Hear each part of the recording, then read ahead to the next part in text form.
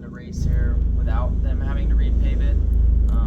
This place had a lot of character, really bumpy, weathered pavement, old pavement, which usually produces great racing. But yeah, apparently, I don't know, it must have looked like it was time, or at least NASCAR thought it was time to repave it, so they did. And yeah, I mean, it's a bummer for all of us. But yeah, I think it'll still be a good race and a faster paced race. But yeah, it's still got some character. After the last few days or last few weeks even, how are you even able to stand up? You must be exhausted.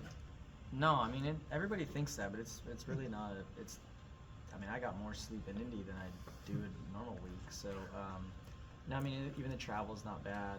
I wasn't traveling back and forth every day, just for the All-Star race and then for Saturday and Sunday this past weekend. So it's really not bad, and it's much better than me. You're getting home at 4 in the morning after a dirt race. So.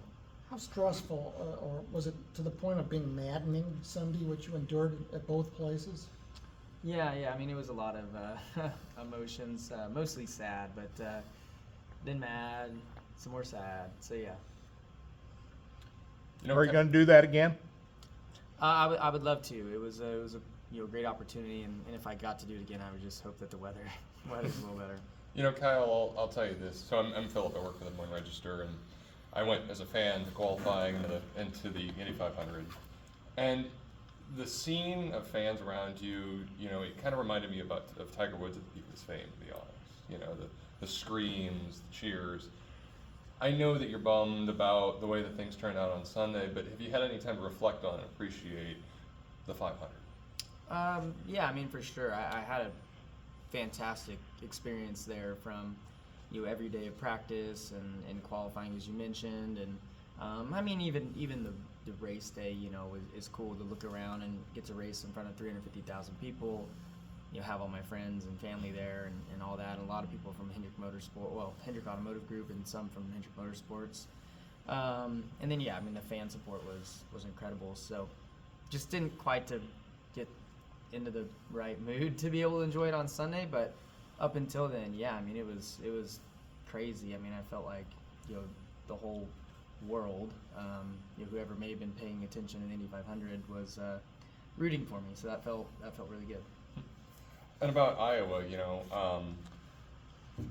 do you think that I saw that you guys were all taking the low line today for the most part? Do you think that will be the predominant line during the race? Yeah, I mean, with repaves, usually it's got a lot of grip, so then you just end up taking the shortest distance. So, once we get more cars here, there's only 3 of us running, so it's gonna be hard to move it up. But once we get 40 of us here, I think it'll open up some other lanes, but it'll still be difficult to pass because the pace will be so fast. But we'll see. I mean, it's hard to predict until we get here. Brad said the repave removed the notorious bump over the tunnel. Did you find that was true? Oh, for sure. Yeah. I mean, yeah. There's no more bumps wherever the new pavement is, but the front stretch is really bumpy, and a lot of the braking zone into one is in the older pavement, so it's still really bumpy. So yeah, I mean, there's still going to be a lot of mistakes made in turn 1, I think, because of the bumps on entry. But yeah, I mean, once you get to the fresh pavement, it's pretty simple. And a question that I asked Chris and Brad was, what do you like about this place?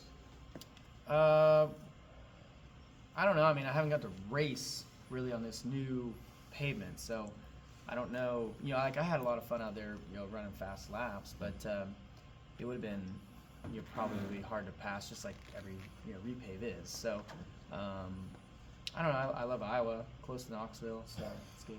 If they were racing tonight, you'd be down there. Oh, 100%. So you're going to race that weekend you're here in Knoxville? I hope so. I don't really know for sure 100% yet, but I would like to.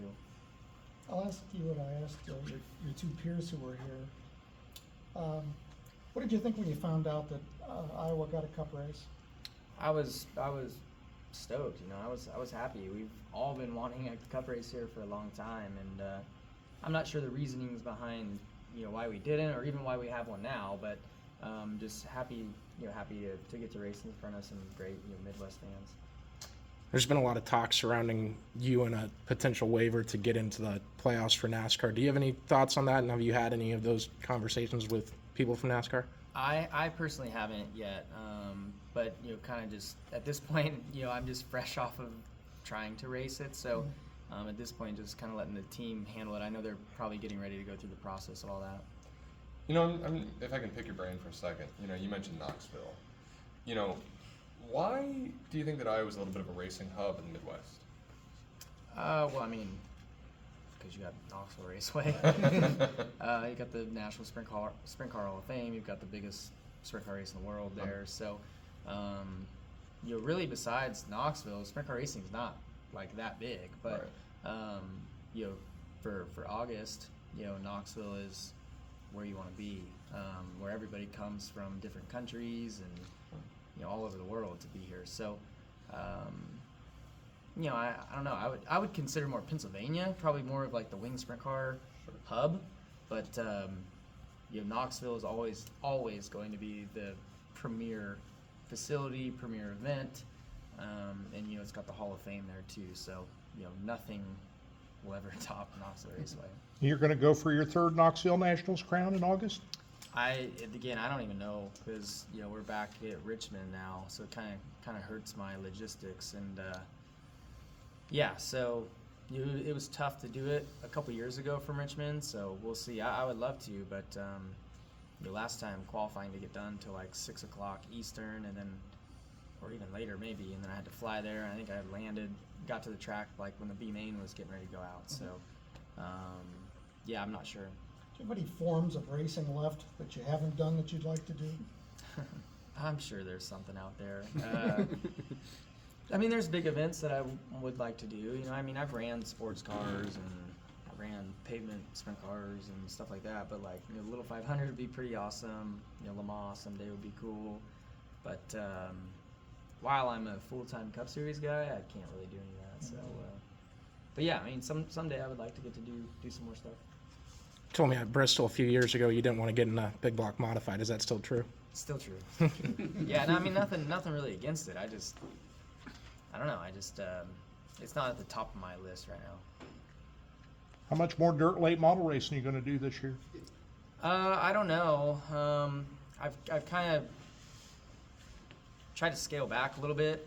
Here lately, I just feel like I've been racing too much. So, I told Rumley, I needed to just take a little bit of a break. So, I don't know.